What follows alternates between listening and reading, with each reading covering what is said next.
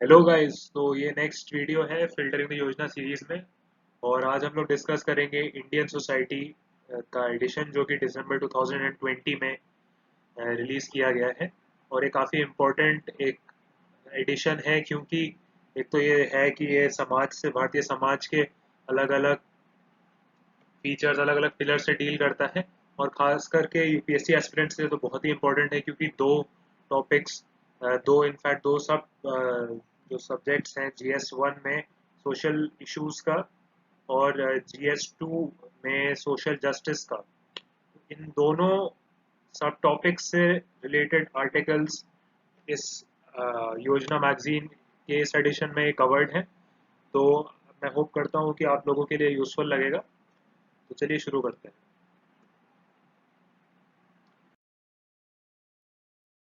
Basic मैं आपको flow of the video थोड़ा सा समझाऊंगा जैसे मैं हर बार करता हूँ। स्टार्ट हम करेंगे इंट्रोडक्शन से, क्या है इस इशू के बारे में, क्या इसके कंटेंट्स हैं, किन चीज़ों से डील करता है, कैसे आप इसको यूज़ कर सकते हैं, या कुछ एडिशनल रीडिंग अगर आपको करनी है तो कौन से ऐसे आर्टिकल्स जो आप पढ़ सकते हैं। बेसिकली ये फंडामेंटली इस चीज़ पे बेस्ड है ये पूरा एडिशन की, एक इक्विटेबल सोसाइटी जो होती है जिसमें कहते हैं एक सब्सटैंटिव इक्वालिटी सब लोगों पूरी सोसाइटी में है। तो उसके तीन पिलर्स, जो एडिटर हैं इस मैगजीन के, उन्होंने तीन पिलर्स डिफाइन करे हैं उसके: सर्वोदय, अंत्योदय और सबका विकास। तो सर्वोदय का मतलब सीधा सा होता है कि सब लोगों का उदय होना। तो जितने भी लोग हैं उन सबका उदय हो रहा है, सब लोग की प्रगति हो रही है, सब लोग किसी ना किसी अपने फील्ड में अपनी सफलता हासिल कर रहे हैं। फिर अंत्योदय का मतलब है कि for the last man in the line. इसका मतलब सीधा सा है कि कोई जो सबसे वल्नरेबल है, सबसे ज़्यादा वीक पर्सन है सोसाइटी में, किसी भी वजह से, चाहे वो इकोनॉमिकली या सोशली या पॉलिटिकली या किसी भी रीज़न की वजह से वो बहुत ज़्यादा वीक है, तो उसका भी उदय हो रहा है। उसको भी ध्यान में रखते हुए पॉलिसीज़ बनाई जा रही है। और सबका विकास का भी मतलब काफ़ी हद तक ये अंत्योदय और सर्वोदय से जुड़ा हुआ है। सब लोगों का विकास तभी पॉसिबल है जब सर्वोदय और अंत्योदय की तरफ हमारी सारी जो नीतियां हैं वो बनी हुई है। इसके बाद जो नेक्स्ट आर्टिकल है वो मार्जिनलाइज्ड जो सेक्शंस ऑफ सोसाइटी हैं, चाहे वो एस सी एस टीज हैं, चाहे वो पर्सन्स विद डिसेबिलिटीज़ हैं, या फिर वो बेगर्स हैं, सीनियर सिटीजन्स हैं, जो लोग ये इस तरीके के डिस एक इनइक्विटी फेस करते हैं, तो उन लोगों के लिए कौन सी पॉलिसीज़ बनाई गई हैं वो इस आर्टिकल में डिस्कस किया गया है। इन्होंने ये आर्टिकल जो ministry of social justice and empowerment है उसके मिनिस्टर हैं थावर सिंह गहलोत जी। तो उन्होंने ये आर्टिकल लिखा है, तो आप लोग इसकी अहमियत समझ सकते हैं इस आर्टिकल की इस बात से। फिर इसके बाद हम लोग फिर इसके बाद हम लोग डील करेंगे equality in work place and home article से, जो कि national commission for women NCW की चेयरपर्सन ने कंट्रीब्यूट करा है। और उन्होंने बताया है कि एनसीडब्ल्यू किस तरीके से अलग अलग फील्ड्स में जो with respect to women empowerment and protection of women from violence, कैसे उसने काम किया, कैसे उसने कंट्रीब्यूट करा है, तो हम उसको देखेंगे। इसके बाद हम लोग डील करेंगे स्वच्छता सर्वेक्षण की से, जो कि क्लीनर सिटीज की मार्ग पर ले जाता है भारत को। एक तरीके का वो एक कंपटीशन कॉम्पिटिटिव स्पिरिट जनरेट करता है among cities to contribute to do better in sanitation. तो इंदौर जो सिटी है वो 4 साल से जीत रहा है ये title of the cleanest city according to Swachh Sarvekshan. तो उसमें उससे हम डील करेंगे इस आर्टिकल में।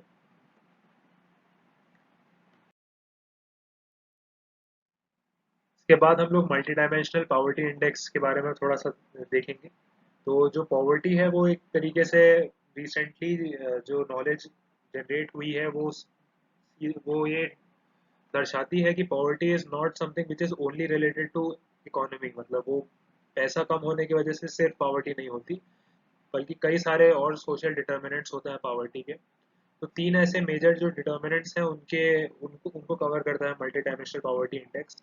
वो है हेल्थ, फिर एजुकेशन और लिविंग स्टैंडर्ड।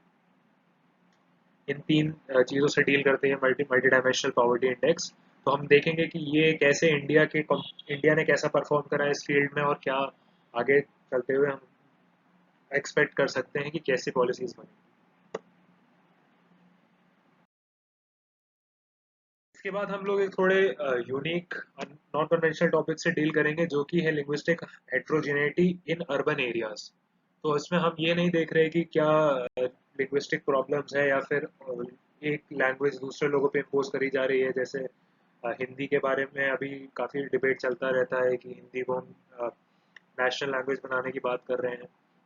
तो उससे नहीं, बल्कि ये आर्टिकल इससे डील करता है कि जो हमारी माइग्रेंट जो अर्बन पॉपुलेशन है, जहाँ पर जो जिनको माइग्रेट करना पड़ रहा है from their native places to urban areas for opportunities, वो लोग किस तरीके से इस हेट्रोजेनिटी का को आभास करते हैं और उनको कौन सी ऐसी मुश्किलें हैं जो देखनी पड़ती हैं। तो उससे ये आर्टिकल डील करेगा। इसके बाद फाइनल आर्टिकल में हम लोग ये आर्टिकल बहुत अच्छा, एक एक्चुअली में एक बहुत बढ़िया आर्टिकल है, क्योंकि इसमें काफ़ी important concepts, novel concepts with respect to disability, how to manage disability at a policy level, उस उनसे डील करा है। तो हम देखेंगे कि क्या किस तरीके से हमारी पॉलिसीज चेंज हो रही हैं towards the persons with disability, और कैसे उनको उन पॉलिसीज को और इंक्लूसिव और सतत बनाया जा रहा है।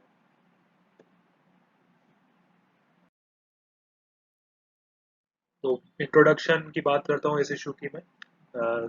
बेसिक इसका जो कंटेंट्स हैं इस इशू में, वो काफ़ी बेसिक से आर्टिकल्स हैं जो कि पॉलिसीज से डील करते हैं with respect to various sections of the society.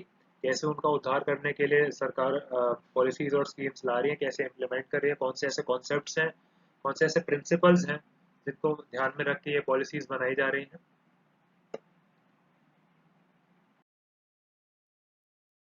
फिर अगर मैं बात करूं कि जो यूपीएससी एस्पिरेंट दोस्त हमारे देख रहे हैं ये वीडियो, वो कैसे इस पर्टिकुलर योजना मैगजीन के एडिशन का और इस वीडियो का इस्तेमाल कर सकते हैं।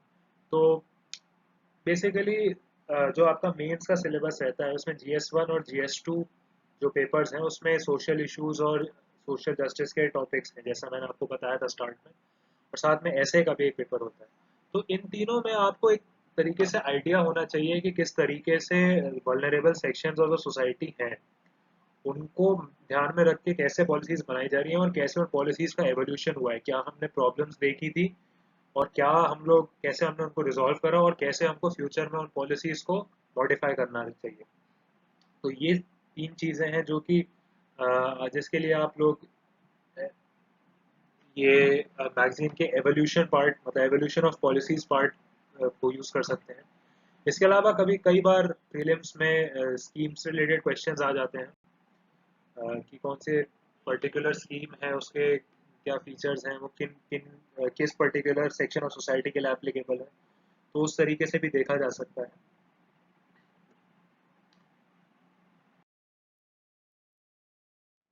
फिर एडिशनल रीडिंग के लिए मैं एक एक ऐसा आर्टिकल है जो रिकमेंड करूंगा, इनविजिबल डिसेबिलिटीज करके आर्टिकल है, जो कि डील करता है कि जो डिसेबिलिटीज एक तो होती है फिजिकल और विजिबल डिसेबिलिटीज, जो हमें साफ दिख जाती हैं कि किसी को पोलियो हो गया है या फिर वो ब्लाइंड है या डेफ है, वो जिसका आभास हमको सामने से हो जाता है। और फिर कुछ डिसेबिलिटीज ऐसी होती हैं जो इनविजिबल होती हैं, जैसे वो मेंटल हेल्थ की कोई प्रॉब्लम है, या फिर वो ऑटिज्म है, एक थोड़ा मतलब लो लो लोअर स्पेक्ट्रम ऑटिज्म है, या फिर डिसलेक्सिया है, डिस्ग्राफिया है।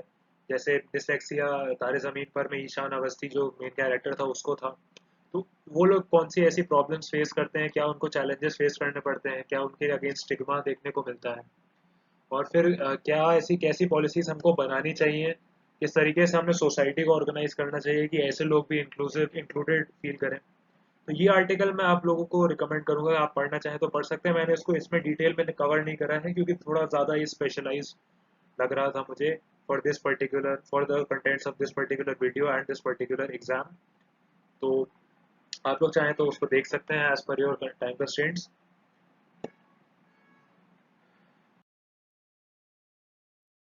चलिए अब शुरू करते हैं।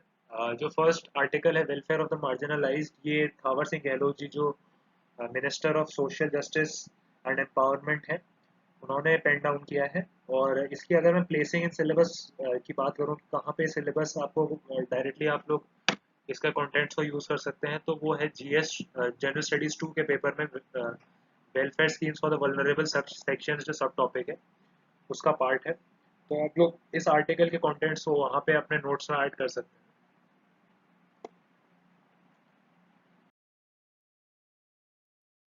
तो अब अगर हम बात करें जो एस सीज एस टीज एंड ओबीसीज हमारा वल्नरेबल सेक्शन है, उनके लिए कौन सी ऐसी पॉलिसीज है जो चलाई जा रही है। तो एजुकेशन के लिए pre and post matrics matric scholarships है जो चलाई जा रही हैं। उनको एक तरीके से प्रोवाइड करने के लिए economic benefit for economic support for engaging in education.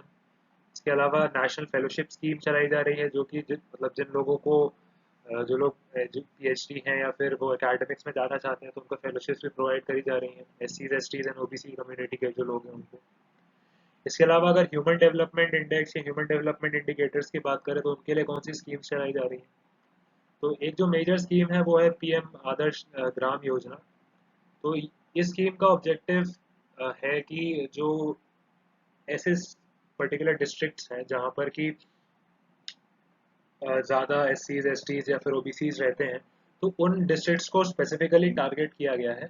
और वहाँ पे जो पॉलिसीज एग्जिस्टिंग पॉलिसीज हैं, उनको उनमें कौन से ऐसे गैप्स हैं अभी उनको एड्रेस कर, पहले तो मॉनिटर करा जा रहा है कि कौन से गैप्स हैं, पता चले कौन से गैप्स हैं।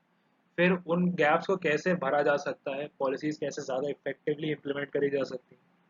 तो ये स्कीम जो है वो उस पॉलिसी एंगल से डील करती है। ये नई पॉलिसीज नहीं लाती, बल्कि जो एग्जिस्टिंग पॉलिसीज हैं उनकी एफिशिएंसी बढ़ाती है। इसके अलावा अम्बेडकर मेडिकल स्कीम है जो एस सी एस टीज के लिए अवेलेबल है।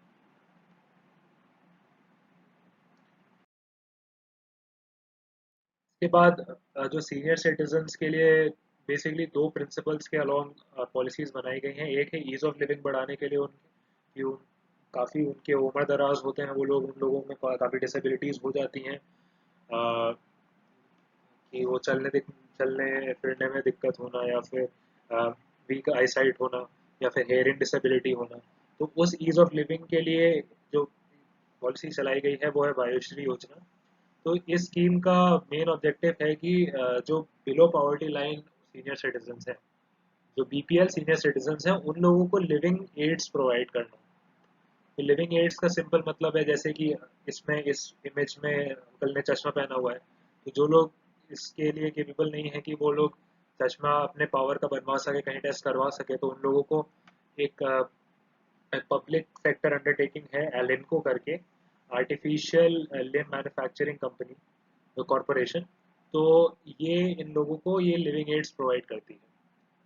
तो इस तरीके से जो बीपीएल लोग हैं उनके लिए वायुश्री योजना चलाई गई है, उन लोग को लिविंग एड्स प्रोवाइड करने के लिए for improving their ease of living. इसके अलावा जो दूसरा प्रिंसिपल है वो है वेलफेयर प्रिंसिपल।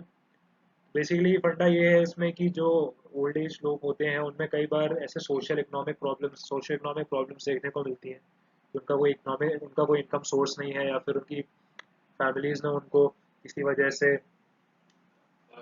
आइसोलेट कर दिया है। तो उन उन दिक्कतों को ध्यान में रखते हुए जो है एक नेशनल एक्शन प्लान बनाया गया है फॉर सीनियर सिटीजन्स, जो एक अम्ब्रेला प्लान है बेसिकली। सारे जितने प्रॉब्लम्स हैं, चाहे वो सिक्योरिटी इश्यूज हैं, इकोनॉमिक इश्यूज हैं, साइकोलॉजिकल इश्यूज हैं, तो इन सब चीज़ों से डील करता है। उन सब के लिए एक बेसिक फ्रेमवर्क बनाता है कि पॉलिसीज इस तरीके से बननी चाहिए। और जो दूसरी स्कीम है वो है वय वंदना योजना। और ये एक सोशल सिक्योरिटी स्कीम है for the old age people, जो जिनके पास इकोनॉमिक सिक्योरिटी नहीं होती।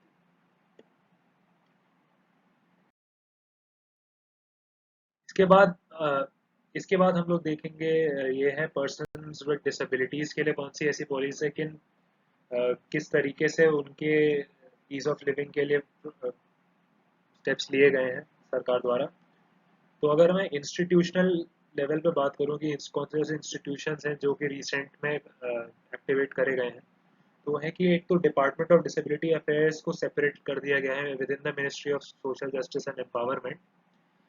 पहले ये अलग से एक डिपार्टमेंट नहीं था, तो इसको इम्पोर्टेंस देने के लिए और इसमें टारगेट करने के लिए कि इन पॉलिसीज़ को ज़्यादा फंडिंग मिले, ये इसको सेपरेट डिपार्टमेंट बना दिया गया है।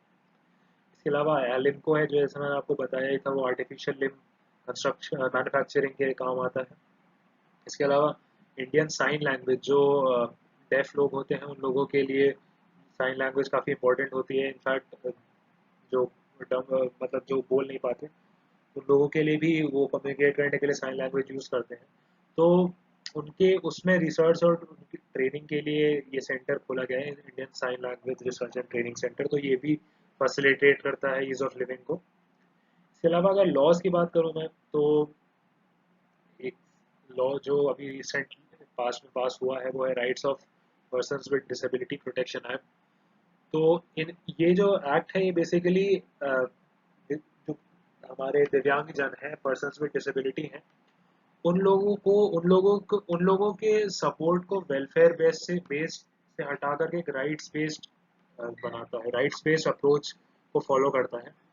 इसका मतलब है कि उनको सपोर्ट मिलना कोई ऐसा नहीं है कि हम चैरिटी कर रही है सरकार की, हम लोगों ने आपको इतना दान दे दिया, इस तरीके से नहीं, बल्कि ये है कि उनका हक बनता है कि उनको ऐसी सोसाइटी, एक ऐसी गवर्नमेंट मिले जो कि उनके डिसेबिलिटीज को मद्देनजर रखते हुए पॉलिसीज बनाए, कि वो लोग ताकि वो लोग अपना जो ह्यूमन पोटेंशियल है उनके अंदर, वो अपना जो उस पोटेंशियल को किसी तरीके से एक्चुअलाइज कर पाए। तो ये बेसिक प्रिंसिपल है इस पर्टिकुलर एक्ट का। इसके अलावा अगर स्कीम्स की बात करी जाए, तो एक काफ़ी इंपॉर्टेंट स्कीम जो चलाई गई है भारत सरकार द्वारा, वो है सुगम्य भारत अभियान स्कीम। तो ये बेसिकली इसके तीन पिलर्स हैं, तीन ऐसे पिलर्स हैं जिनमें कि मतलब तीन ऐसे एरियाज हैं जहाँ पर दिव्यांगजनों के लिए जाना सुगम्य बनाता है, मतलब ईज ऑफ एक्सेस प्रोवाइड करवाता है। तो एक है इंफ्रास्ट्रक्चर, जो बिल्ट अप इंफ्रास्ट्रक्चर है, हमारी जो बिल्डिंग्स हैं, पब्लिक बिल्डिंग्स हैं या फिर रोड्स हैं, जो जिस भी तरीके से जहाँ पर पब्लिक एक्सेस होता है, तो उसकी एक्सेस बढ़ाने के लिए पॉलिसीज़ बनाते हैं। इसके अलावा ट्रांसपोर्ट, जो हमारी पब्लिक बसेस हैं उनमें आप देखेंगे तो ऐसे इस तरीके के वो बनाए जाते हैं, हमारे एयरपोर्ट्स वगैरह, मतलब एयरपोर्ट की जो बस होती है उसमें भी इस तरीके के रैम्प्स बनाए जाते हैं। तो हमारे ट्रांसपोर्ट सिस्टम को एक्सेसिबल बनाया जा रहा है। इसके अलावा जो थर्ड चीज़ है वो है आईसीटी। तो आईसीटी में भी अब रिसेंट पास्ट में अगर हम देखें तो कोविड-19 के टाइम में कई ऐसे डिसेबल्ड लोग थे जो कि वर्क फ्रॉम होम नहीं कर पा रहे थे, simply because of the fact क्योंकि टेक्नोलॉजी जो है वो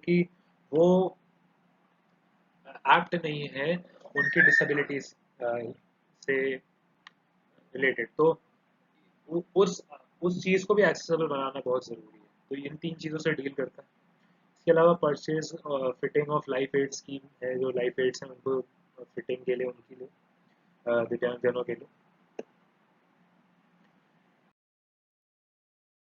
इसके इसके बाद हम अब देखते हैं कि ट्रांसजेंडर जो कम्युनिटी है, जो जिनको 2014 में प्रोवाइड किया गया था कि उनको separate community as a community define किया था सुप्रीम कोर्ट ने।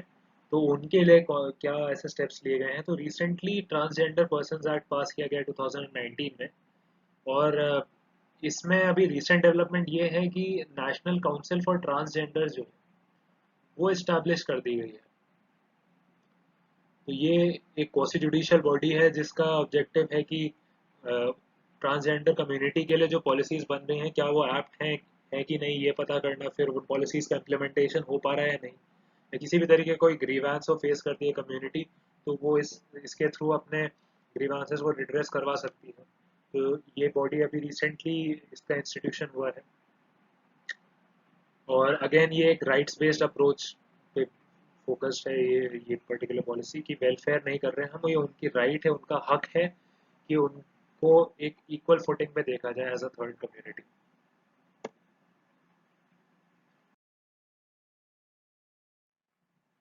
फिर बेगर्स के बारे में, बेगर्स जो रहते हैं हमारे, उनके लिए कौन सी ऐसी पॉलिसीज चलाई गई हैं, तो दो प्रिंसिपल्स हैं, एक है रिहेबिलिटेशन का और दूसरा है फाइनेंस का। तो रिहेबिलिटेशन के लिए बेगर्स के स्किल डेवलपमेंट के इनिशिएटिव्स लिए जा रहे हैं, और इसके लिए जो इंस्टीट्यूशन तैयार किया गया है वो है national institute for social defence. इसके अलावा फाइनेंस प्रोवाइड करने के लिए कि अगर बेगर्स जो स्किल डेवलप हो चुका है जिन बेगर्स का, तो उन लोगों को अगर फाइनेंस चाहिए टू स्टार्ट एन एंटरप्राइज, तो national backward classes finance and development corporation है जो ये इस तरीके का लो कॉस्ट क्रेडिट प्रोवाइड करता है, लो कॉस्ट फाइनेंस प्रोवाइड करता है।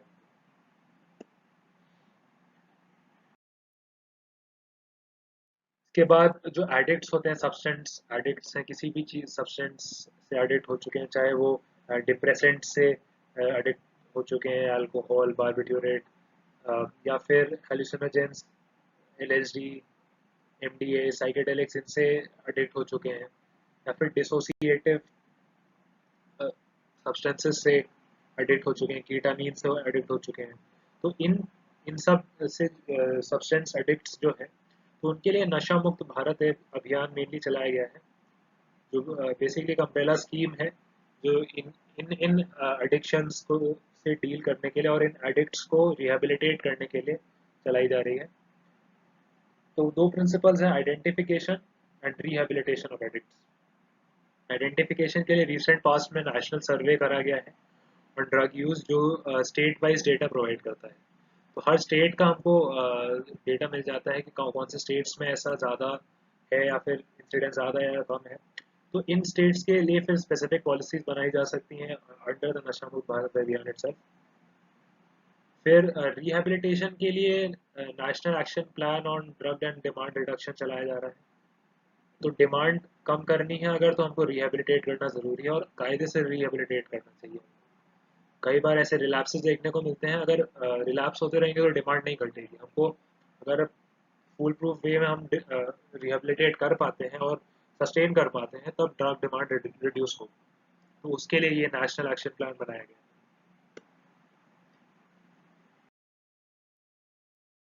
इसके बाद एक जो थोड़ा अनकन्वेंशनल वल्नरेबल सेक्शन है, D notified and nomadic and semi nomadic tribes का। ये बेसिकली वो ट्राइब्स हैं जिनको ब्रिटिश टाइम्स में समझा जाता था कि एक क्रिमिनल ट्राइब्स हैं, कि ये ट्राइब्स के जितने भी लोग हैं वो क्राइम कमिट करते हैं लोगों के अगेंस्ट। तो उन लोगों का नाम ही वो रख दिया गया था क्रिमिनल ट्राइब्स या हाईवेमैन ट्राइब्स थे, मुझे नाम एग्जैक्टली याद नहीं है। तो उनको फिर 1950s में उनको रीनेम करा गया as denotified nomadic and semi nomadic tribes. तो ये भी काफ़ी वल्नरेबल कम्युनिटी है, क्योंकि आज भी ये लोग सोशो इकोनॉमिक इंडिकेटर्स में बहुत बुरा फेयर करते हैं। तो इनके लिए एक इंस्टीट्यूशन रिसेंटली सेट किया गया है, डेवलपमेंट बोर्ड एक सेट किया गया है उनके लिए, जिसके मेन ऑब्जेक्टिव्स वही हैं, for upliftment and to monitor and evaluate the policies that have been made for their upliftment in different states। And जो थर्ड चीज़ है वो है, जो कोई ग्रीवांसेस होते हैं तो उनके रिड्रेसल के लिए काम करती है ये पर्टिकुलर बोर्ड।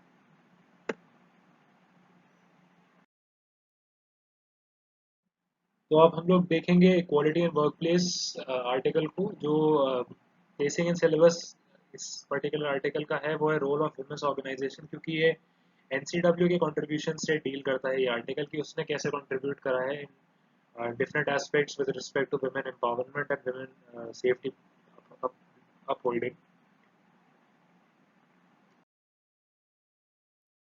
तो this has been contributed by Rekha Sharma, Mrs Rekha Sharma, जो कि चेयरपर्सन है नेशनल कमीशन फॉर वुमेन की।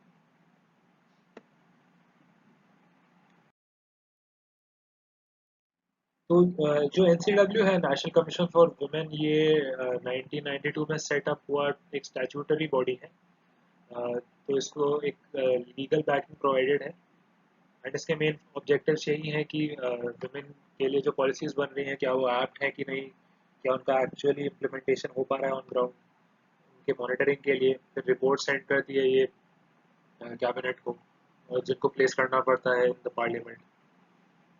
तो ये बेसिकली ये हैं इसके स्केलेटल जो गाइडलाइंस हैं एनसीडब्ल्यू के, मेन प्रिंसिपल्स ये हैं, इन पे काम करता है एनसीडब्ल्यू। अगर स्पेसिफिक कॉन्ट्रीब्यूशंस की बात करें, तो with respect to sexual harassment, जो एनसीडब्ल्यू का रिसेंट पास में रोल रहा है, वो पहला तो है कि कुछ इनकंसिस्टेंसीज देखने को मिली थी in the setting up of internal complaints committee, जो कि पॉश एक्ट जो है, prevention of sexual harassment at work place, which was passed in 2013 based on a 1997 judgment of the Supreme Court. तो इसके under internal complaints committee setup करना ज़रूरी है for all those institutions which have more than 10 employees. तो कई बार ऐसा देखने को मिलता है कि ऐसे इंस्टीट्यूशंस में नहीं सेटअप होती हैं आईसीसी, तो उसको फ्लैग करा था एनसीडब्ल्यू ने। इसके अलावा एक और रिकमेंडेशन जो प्रोवाइड करा है एनसीडब्ल्यू ने वो है the inclusion of cyber crime under the posh act, क्योंकि आजकल के टाइम में वर्क फ्रॉम होम के वजह से काफ़ी साइबर क्राइम का को फेस कर रहे हैं विमेन वाइल वर्किंग। तो ये भी एक तरीके का सेक्सुअल हरासमेंट है at the work place itself. तो इसको भी अगर हम इंक्लूड कर पाए पॉश एक्ट में, इसके अगेंस्ट भी क्राइम इंस्टीट्यूट कर पाए, पनिशमेंट्स इंस्टीट्यूट कर पाए, तो एक इम्पॉर्टेंट स्टेप होगा वो। फिर अब जो दूसरी बात आती है वो है डोमेस्टिक वायलेंस की। एक बात तो हो गई वर्क प्लेस पे इक्वालिटी, दूसरी बात आती है होम पे इक्वालिटी। तो उसके लिए डोमेस्टिक वायलेंस से डील करने के लिए जो एनसीडब्ल्यू ने रोल प्ले किया है वो है कोलैबोरेशन विद टिस, जो है Tata institute of social sciences. इनके साथ कोलैबोरेट करके इन्होंने सोशल वर्कर्स को ट्रेन करा है। तो इनको इस तरीके से ट्रेन करा गया है कि वो साइकोलॉजिकल और लीगल ये दो सर्विसेज प्रोवाइड कर पाए। मतलब एक बात तो हो जाएगी कि कंसल्ट, मतलब एक तरीके से काउंसलिंग कर सकते हैं वो उन लोगों की, उन विक्टिम्स की जो आगे आकर के बताते हैं कि उन्होंने फेस करा है डोमेस्टिक वायलेंस। और दूसरी चीज़ है कि वो लोग उनको उनकी राइट्स से अवेयर करवा सकते हैं, लीगल अवेयरनेस दे सकते हैं।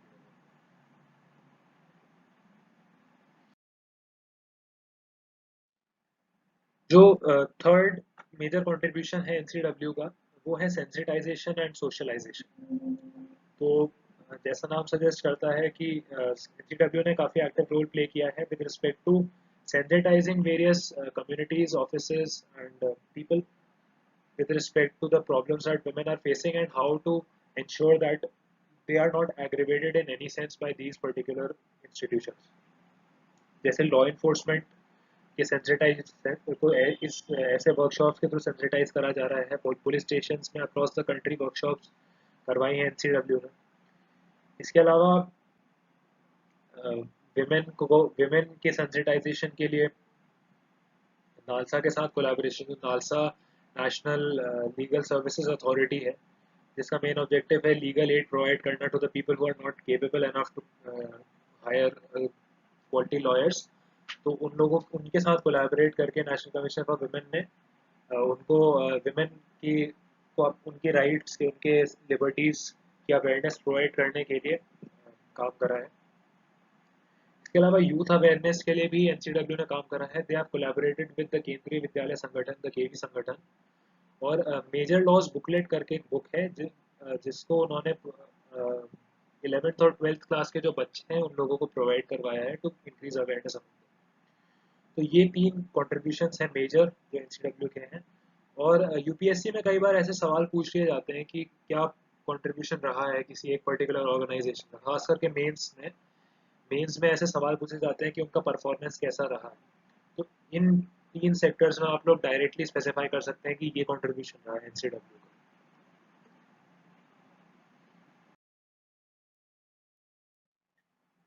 फिर अब ये जो आर्टिकल है क्लीनर सिटीज का, जो स्वच्छ सर्वेक्षण से डील करता है, हेल्थ एंड सैनिटेशन से।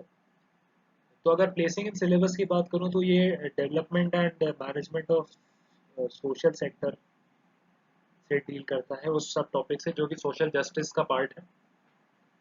और हेल्थ एंड सैनिटेशन जो है वो दो एसडीजी से भी डील करता है, सस्टेनेबल डेवलपमेंट गोल्स जो अचीव करने हैं इंडिया को, इनफैक्ट पूरी दुनिया को, बाय 2030। तो एसडीजी 3 है हेल्थ का एंड एसडीजी 6 है सैनिटेशन एंड वाटर का। तो इन दो एसडीजी से भी डील करता है, तो ये काफ़ी इंपॉर्टेंट है आजकल के टाइम में।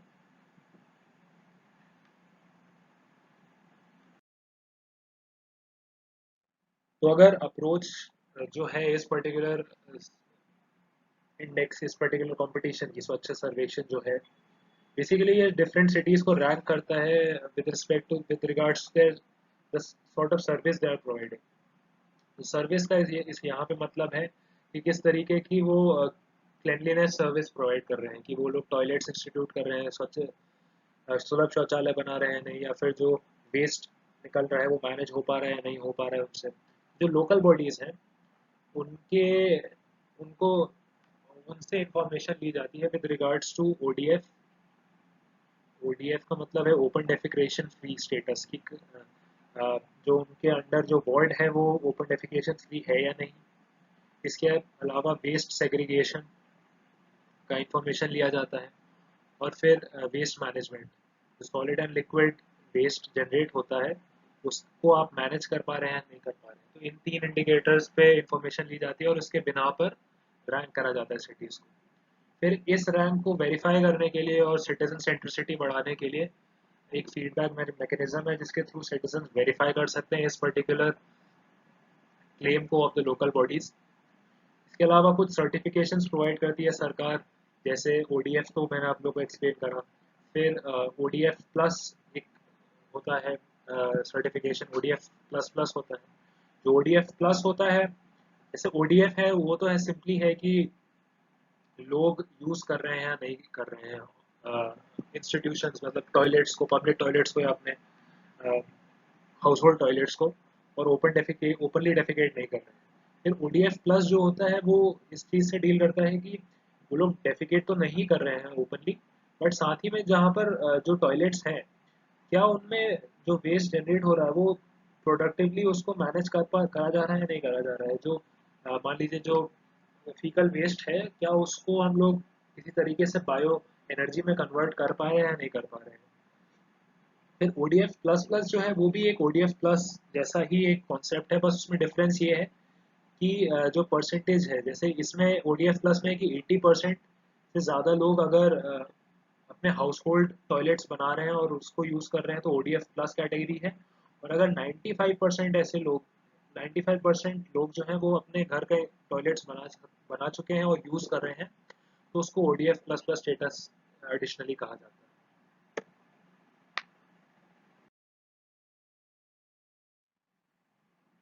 फिर जो स्वच्छ सर्वेक्षण का इम्पैक्ट देखने को मिला है हमको 2018 से स्टार्ट हो चुका है, और हमें आज जो इम्पैक्ट देखने को मिल रहा है वो है कि जो सॉलिड लिक्विड वेस्ट मैनेजमेंट है SLWM, उसका कवरेज 14% से बढ़ करके 67% हो चुका है। तो इस ग्राफ में आप लोग देख सकते हैं कि ये 18% था, दिखा रहे हैं उससे पहले 14% पे था, इसको इंक्रीज करके अब ऑलमोस्ट 67% पहुंच चुका है। तो इतना वेस्ट जो है वो हम सॉलिड लिक्विड वेस्ट जो है वो हम मैनेज कर रहे हैं, एक्चुअली सिर्फ कलेक्ट ही नहीं कर रहे हैं, हम प्रोडक्टिवली मैनेज कर रहे हैं उसको।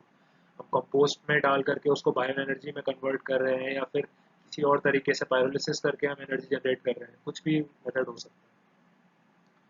इसके अलावा जन आंदोलन बन गया है स्वच्छता का, जैसे स्वच्छ भारत अभियान ने भी कोशिश करी थी बनाने की। तो इसके लिए जो स्वच्छ सर्वेक्षण के जो दो मेन एंथ्रोपोसेंट्रिक कॉन्सेप्ट्स हैं वो है स्वच्छता वॉरियर्स, जो कि सफाई कर्मचारी हैं, एंड स्वच्छता चैंपियंस।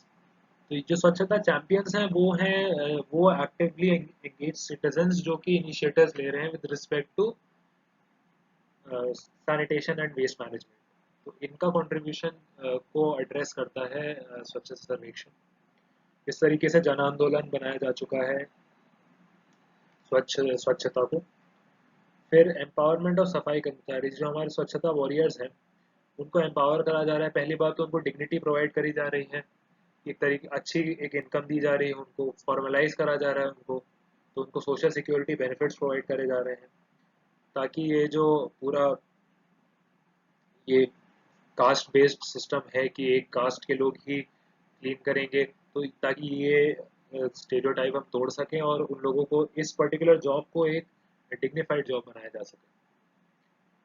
इसके अलावा जो चौथा इम्पैक्ट है वो है कि जो स्टेट्स की कैपेसिटी है वो बिल्ड हो रही है with their capacity to institute the best practices across the country with respect to sanitation and waste management.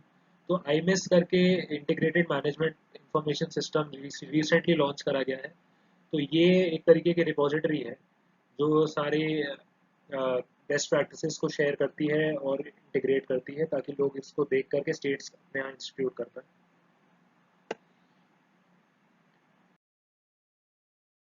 फिर अगर फ्यूचर की बात करें तो प्रेरक दौर सम्मान करके एक नया कॉन्सेप्ट लाया गया है with respect to Swachh Sarvekshan. तो ये उन सिटीज़ को दिया जाए, उन सिटीज़ को ऐसे कैटेगराइज किया जाएगा। जो दौर है वो एक एक्रोनिम है। D stands for Divya which is platinum, A stands for Anupam which is gold, U stands for Ujjwal which is silver, this U stands for Udit which is bronze, and R is for Aarohi, मतलब जो एस्पायरिंग सिटीज है। तो इन 5 categories में cities को categorise करा जाएगा based on their performance in the various services they are offering. तो तीन इंडिकेटर्स हैं इसके, वो है segregation of waste into 3 categories, dry, wet and domestic hazardous. और अगर इसका प्रोग्रेस देखी जाए तो ये पर्टिकुलर स्कीमेटिक है जो ऑलमोस्ट नेग्लिजिबल था बिफोर 2050 14 और अब बढ़ करके 77% हो चुका है सोर्स सेग्रीगेशन ऑफ वेस्ट। इसके अलावा प्रोसेसिंग कैपेसिटी मैंने आप लोग को बताया है कि ऑलमोस्ट 67% तक पहुंच चुकी है। फिर परसेंटेज लैंड फिलिंग भी एक इम्पॉर्टेंट इंडिकेटर है कि कितना percent of waste is actually being instituted in landfills, मतलब जितना कम हो पाए उतना बेटर है, क्योंकि लैंडफिल्स भी काफ़ी ज़्यादा पॉल्यूट करते हैं ग्राउंड वाटर को और टॉक्सिसिटी बढ़ाते हैं विद इन एग्रीकल्चरल प्रोडक्ट्स। तो जितना कम हो सके उतना बेहतर है और उस हिसाब से आपको इस पर्टिकुलर इस तरीके से कैटेगराइज करा जाएगा इन द स्वच्छता सर्वेक्षण।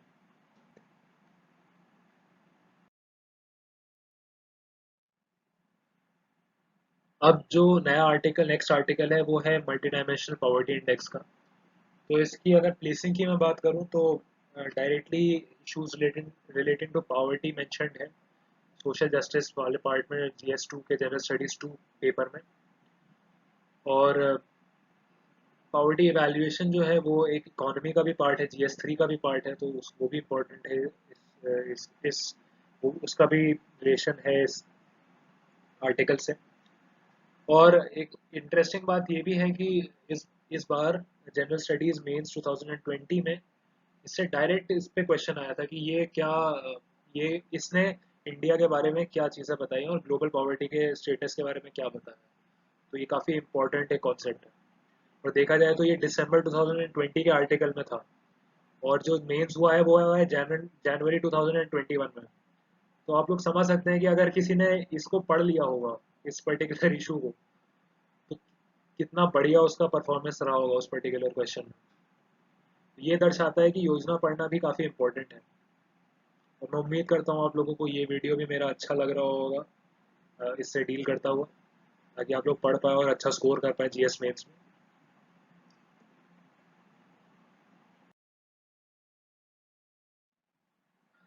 तो अब बात आती है कि क्या नेसेसिटी है इस पर्टिकुलर इंडेक्स की, क्यों हम मल्टी डायमेंशनल पॉवर्टी से डील कर रहे हैं। तो जैसा मैंने आप लोगों को स्टार्टिंग में बताया ही था कि अलग अलग डिटर्मिनेंट्स होते हैं पॉवर्टी के, हेल्थ होता है, एजुकेशन होता है, स्टेटस ऑफ लिविंग होता है, स्टैंडर्ड ऑफ लिविंग होता है। तो इसका ओरिजिनेशन जो हुआ है वो इंडिया में अमर्त्य सेन की वजह से हुआ है।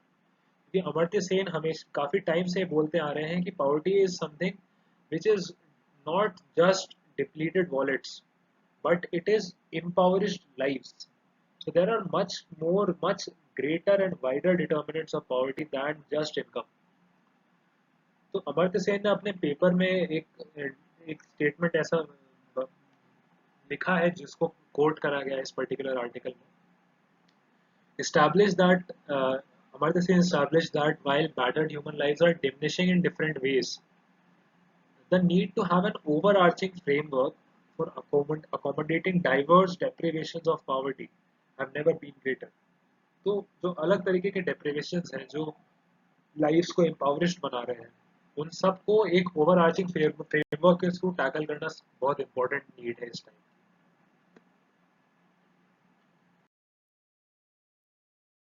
तो अगर बात करी जाए कि ग्लोबल स्टेज में मल्टी डायमेंशनल पॉवर्टी कब इंस्टीट्यूट हुआ, तो ये 2010 में यूनाइटेड नेशंस ने स्टार्ट किया है। इससे इसकी रिपोर्ट निकालना as part of the human development report, जो उसका एनुअल एक प्रोसेस है, 1990 से वो करता आ रहा है यूनाइटेड नेशन। तो ह्यूमन डेवलपमेंट रिपोर्ट के पार्ट है मल्टी डायमेंशनल पॉवर्टी इंडेक्स। तो इसके अब ये बात तो हो गई ग्लोबल स्टेज पे। अब इसको कैसे पॉलिसी या फिर नेशनल लेवल पे कैसे इंस्टीट्यूट करा जाए, स्टेट लेवल पे कैसे इंस्टीट्यूट करा जाए, तो उसके कुछ 6 स्टेप्स हैं। सबसे पहला स्टेप जो है, स्टेप 1 है कि to disaggregate MPI parameters. Disaggregation का मतलब है कि एमपीआई जो जो चीज़ों से हो रहा है, जो जो उसके हैं पैरामीटर्स, उनको तोड़ा जाए और उनको डिसएग्रीगेट करा जाए, और उनको अलाइन करा जाए कि वो पैरामीटर किस वजह से पॉवर्टी क्रिएट करता है। फिर उनको फर्दर डिसएग्रीगेट करने के बाद हम लोग उन स्कीम्स को आइडेंटिफाई करें जो इन इन पैरामीटर्स को, इन डिसएग्रीगेटेड पैरामीटर्स को डायरेक्टली इन्फ्लुएंस करती है। फिर अब स्कीम्स आइडेंटिफाई करी, तो रेलेवेंट मिनिस्ट्री जो इन स्कीम के लिए इंपॉर्टेंट है वो आइडेंटिफाई करेंगे। अब ये हो गई नेशनल लेवल की बात। अब अगर हमको स्टेट लेवल पे इंट्रोड्यूस करना है, तो अब हमको स्टेट से कंसल्टेशंस करने पड़ेंगे कि वहाँ पे क्या स्थिति है, वहाँ पे किस तरीके की मल्टी डायमेंशनल पॉवर्टी देखने को मिल रही है, वहाँ पे कौन सी ऐसी स्कीम्स है जिनको आइडेंटिफाई करा जाएगा, वहाँ कौन सी मिनिस्ट्रीज है जो उन स्कीम्स को लागू कर रही हैं। फिर जब आप ये सारी चीज़ें इस्टेब्लिश हो गई स्टेट लेवल पे या सेंट्रल लेवल पे, तो अब ज़रूरी है कि हम टारगेट्स डिफाइन करें, क्योंकि टारगेट्स के बिना किसी भी तरीके का कोई भी प्रोग्रेस होना एक आर्बिट्रेरी हो जाता है। टारगेट्स आइडेंटिफाई करके हम क्वान्टिफाई कर सकते हैं प्रोग्रेस को। इसके बाद फिर अब प्रायोरिटी सेट करनी, क्योंकि इवेंचुअली हमारे पास जो अवेलेबिलिटी है चीज़ों की, फंड्स रिसोर्सेज की, वो कम ही रहती है। प्रायोरिटी इस्टेब्लिश करना बहुत इंपॉर्टेंट है। तो इस तरीके से ग्लोबल एमपीआई को नेशनल और लोकल लेवल पे इंस्टीट्यूट करा जाता है इन 6 स्टेप्स के थ्रू।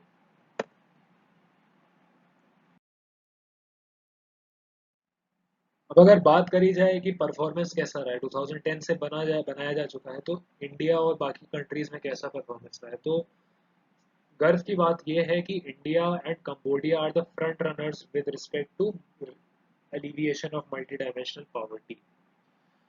271 मिलियन पीपल, 27 करोड़ लोग हैं जिनको एमपीआई, मल्टी डायमेंशनल, एमपीआई नहीं है ये, एमपी मल्टी डायमेंशनल पॉवर्टी से अपलिफ्ट करा गया है in a decade, in only a decade, 2006 to 2016। तो इंडिया पहले से ही मल्टी डायमेंशनल पॉवर्टी से डील कर रहा है, before it was made a global phenomena. 271 million people have been lifted. और अगर स्टेट लेवल की बात करी जाए कि ये तो नेशनल लेवल हो गया, अब अगर स्टेट्स का जैसा उसमें था कि स्टेट्स कैसे इंप्लीमेंट करेंगे मल्टी डायमेंशनल पॉवर्टी के इंडिकेटर्स, तो झारखंड ने उसके लिए एक बेस्ट एग्जांपल स्थापित किया है। They have been able to reduce MPI from 76% to 46.5%। तो ये एक गर्व की बात है। और अगर प्रेजेंट स्टेटस की बात करी जाए, तो अभी भी काफ़ी लंबी जर्नी जो है वो तय करनी। 369 billion, almost 37 crore people are still facing multidimensional poverty. तो उनको, उनका उद्धार करना अब हमारा नेक्स्ट टारगेट है।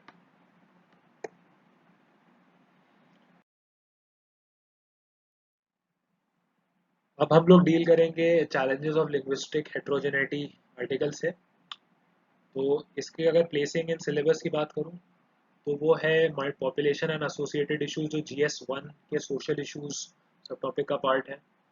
और अर्बनाइजेशन भी जो सोशल इश्यूज का पार्ट है, उसके अंडर भी लाई करता है ये।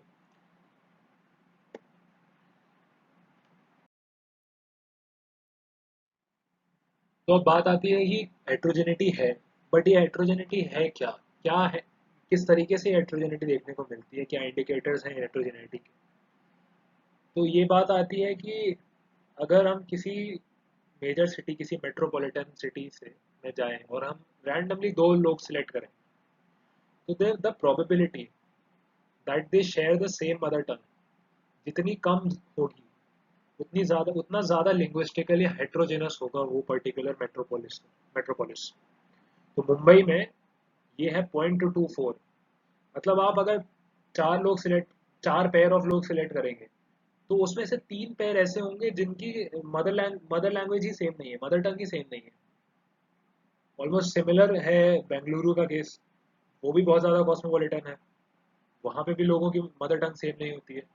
फिर आता है हैदराबाद, वो भी ऑलमोस्ट उतना तो नहीं बट 0.38 है इसकी प्रोबेबिलिटी। तो अब ये चीज़ है। तो अगर हम एलीट लेवल पे देखें, जो एजुकेटेड लोग हैं वो लोग तो आराम से इंग्लिश में एक दूसरे से इंटरेक्ट कर सकते हैं, पॉलिसीज पढ़ सकते हैं, रूल्स पढ़ सकते हैं। दिक्कत किसको आती है? दिक्कत आती है लोअर लोअर तबके को। अब उन लोगों के लिए एक तरीके की कॉस्ट बन जाती है, non monetary cost of internal migration, कि अब उन लोगों को रूल समझ नहीं आते, उनको भाषा नहीं समझ आती, उनको साइन बोर्ड नहीं समझ आते। तो उन लोगों के लिए ये एडिशनल प्रॉब्लम है। एक तो वो रहे दूसरे स्टेट में जाके रहे हैं, अब उनके लिए ये एक एडिशनल कॉस्ट हो जाता है।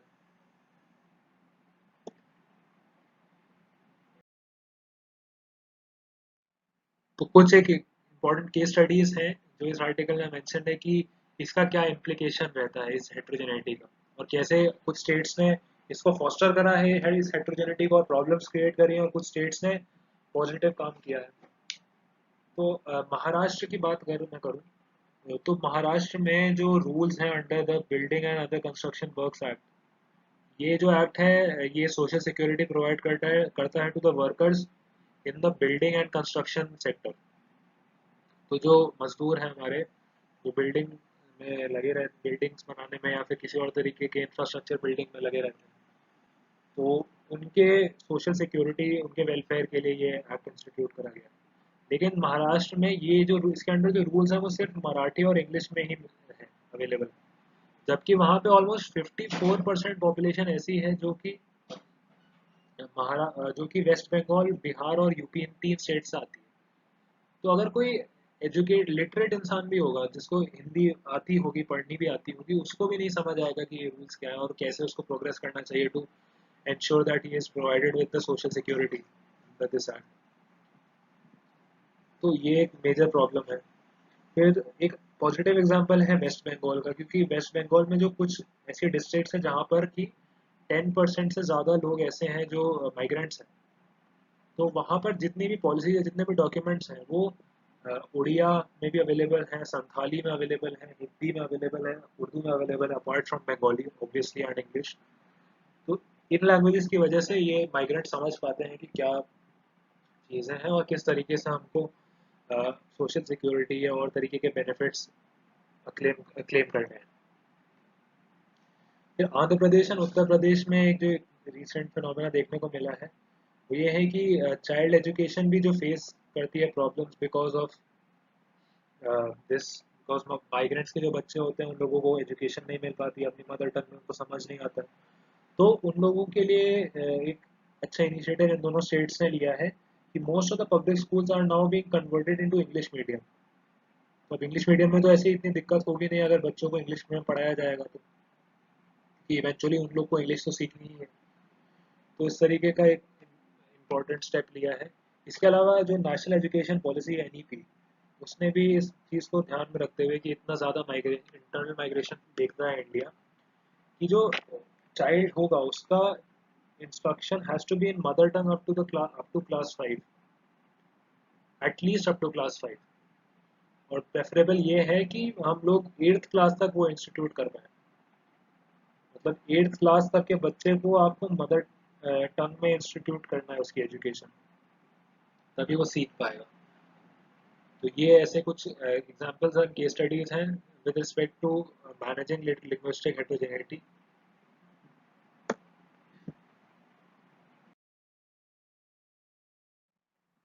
अब हम ये फाइनल आर्टिकल से डील करेंगे इनेबलिंग पॉलिसीज, और इसके बारे में मैं कहना चाहूँगा ये बहुत ही अच्छा आर्टिकल है। काफ़ी इंपॉर्टेंट कॉन्सेप्ट्स इसमें बताए गए हैं with respect to dealing with differently abled people. और अगर बेसिक सिलेबस की बात करूँ तो सोशल एम्पावरमेंट का ये पार्ट है जो कि GS1 का पार्ट है, कि जो डिफरेंटली एबल्ड हैं उनके उनके लिए सोसाइटी क्या कर सकती है।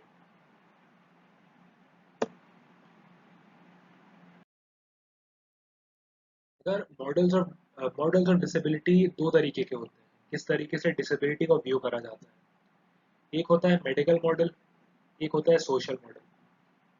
मेडिकल मॉडल कहता है कि जो डिसेबिलिटी है वो एक मेडिकल प्रॉब्लम है और वो एक यूनिक ट्रेजेडी का कॉन्सिक्वेंस है, चाहे वो बाय बर्थ है या बाय सम एक्सीडेंट है, बट वो एक ट्रेजेडी हुई है वो इंडिविजुअल्स के साथ, and there can be nothing that anyone else can do, and they can only be provided benefits out of charity. फिर दूसरा जो मॉडल आता है वो है सोशल मॉडल। सोशल मॉडल का मतलब है कि जो डिसेबिलिटी है, that is not because of the tragedies, but it is because of the society not being ready to welcome these people with their uniqueness. मतलब वो एक्सेप्ट ही नहीं करती कि कोई लोग स्टैंडर्ड से डिविएट कर सकते हैं। तो ये एक सोसाइटी की प्रॉब्लम है, ये एक इंडिविजुअल की प्रॉब्लम नहीं है, इंडिविजुअल की वजह से डिसेबिलिटी नहीं हो रही। उसका एक अच्छा सा एक एग्जाम्पल जो यहाँ पे है वो है, इस इमेज में आपको देखने को मिलेगा कि एक एक पेरिप्लेजिक एक पर्सन है जिनको चल नहीं पाते, वो उनको welcome to everyone has been welcomed by word, लेकिन वो अब स्टेयर केस बना दिए तो एक तरीके की डिसेबिलिटी बना दी सोसाइटी ने। अगर यहाँ पर एक रैम्प प्रोवाइडेड होता, किसी तरीके का एलिवेटर प्रोवाइडेड होता, तो ये डिसेबिलिटी नहीं होती। ये डिसेबिलिटी इनके बर्थ डिफेक्ट की वजह से नहीं है, ये डिसेबिलिटी है सोसाइटी के माइंडसेट की वजह से। तो ये है the difference between the two models. अगर रैम्प होता तो ये है सोशल मॉडल ऑफ डिसेबिलिटी, और क्योंकि ये प्रेजेंट है तो ये डील करता है, ये स्टेयर केस दिखाता है कि this is medical model of disability with which this society is dealing, is handling it's दिव्यांगजन।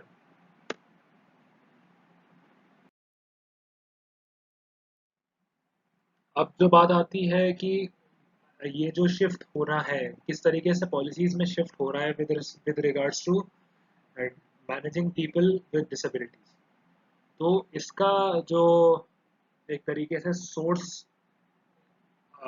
एक आर्केटाइप समझा जाए वो ऑफ दिस चेंज, वो है the UN convention on protection of the rights of the disabled, जो कि 2006 में रेटिफाई करा गया था। India is a part of this convention. और ये दो चेंजेस लाता है कि वेलफेयर बेस्ड से हटा करके राइट्स बेस्ड अप्रोच करता है, कि दान नहीं दे रहा है सरकार, वो हक है दिव्यांगजन का अपनी access to all resources claim करना, ये उसका हक है। वो ऐसा नहीं है कि सरकार की बहुतायत है जो वो प्रोवाइड कर रही है, ऐसा नहीं है। क्योंकि जो राइट्स बेस्ड अप्रोच है वो ये दिखाती है कि every individual every individual can provide a unique contribution to the society, और उसके लिए ज़रूरी है कि वो एक्चुअलाइज कर पाए अपने पोटेंशियल को फुलफिल कर पाए किसी तरीके से। और वो दिव्यांगजन सिर्फ तभी फुलफिल कर पाएंगे जब उनको उनका हक दिया जाएगा, सोसाइटी उनको हक देगी उनका। और जो दूसरा चेंज है वो है from the medical model to the social model of disability. तो मैंने काफ़ी एक्सप्लेन कर दिया था आप लोगों को पहले भी, सोशल मॉडल की तरफ मूव कराया जा रहा है कि सोसाइटी को चेंज करा जा रहा है to ensure that the people's disabilities are not aggravated, and that they are not bereft of any sort of opportunity because of their disability.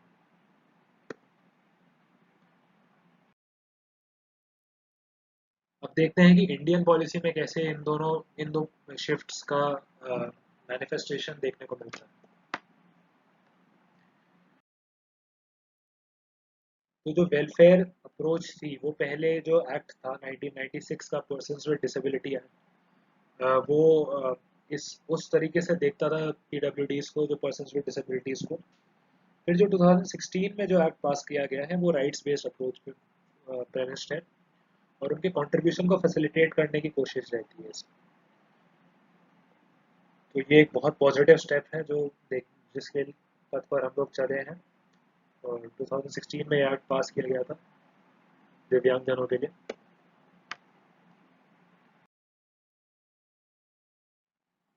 अब दूसरी चीज जो है, जो ट्विन एक तरीके की ट्विन ट्रैक अप्रोच अब देखा जा रहा है जो सोशल मॉडल ऑफ डिसेबिलिटी को इंस्टीट्यूट करने के लिए, कि एक तो हम टारगेट कर रहे हैं, साथ में हम मेन स्ट्रीम कर रहे हैं। टारगेट हम कर रहे हैं स्पेसिफिकली उन लोगों को जिनमें डिसेबिलिटीज है, दिव्यांगजनों को, उन लोगों को लिविंग एड्स हम प्रोवाइड कर रहे हैं थ्रू एलएम को, या फिर हम उनको स्कॉलरशिप स्पेशल स्कॉलरशिप्स प्रोवाइड कर रहे हैं, रिजर्वेशन प्रोवाइड कर रहे हैं under this particular act in employment and in education.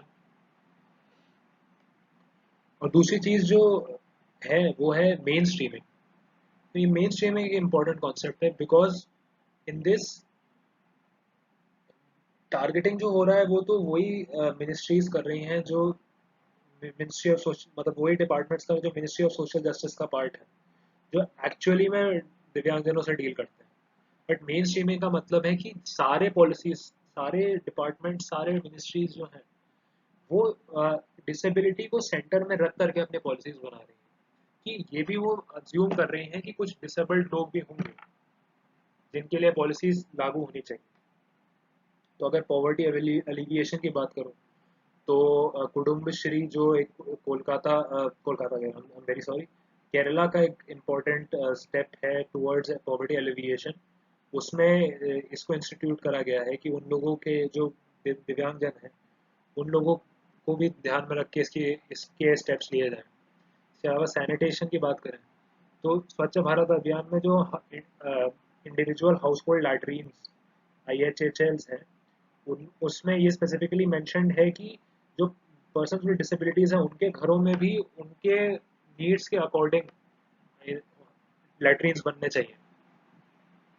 फिर डिजास्टर मैनेजमेंट में recently ministry of home affairs MHA ने disability inclusive disaster disaster risk reduction guidelines जारी करे हैं, जो कि ये डिजास्टर के टाइम में जो डिसेबल्ड लोग हैं, जो एक स्पेशल टाइप की एडिशनल प्रॉब्लम फेस करते हैं, उसको कैसे मैनेज करा जाए, उनसे ये गाइडलाइंस डील करती हैं। इसके अलावा बैंकिंग में भी RBI ने एक नया स्टेप लिया है, वो है मनी करके ये स्टेप है कि मोबाइल एडेड नोट आइडेंटिफायर, जो जिन लोगों की आईसाइट प्रॉब्लम है, तो वो लोग मोबाइल के थ्रू अपने नोट की वैल्यू आइडेंटिफाई कर सकते हैं। ये रिसेंट स्टेप है RBI का। तो इस तरीके से पॉलिसीज ने इन डिसेबिलिटी को मेन स्ट्रीम करा, और इस तरीके से ट्विन ट्रैक अप्रोच फेस करी हम लोग चूज कर रहे हैं विद रिस्पेक्ट टू मैनेजिंग दिव्यांगजन।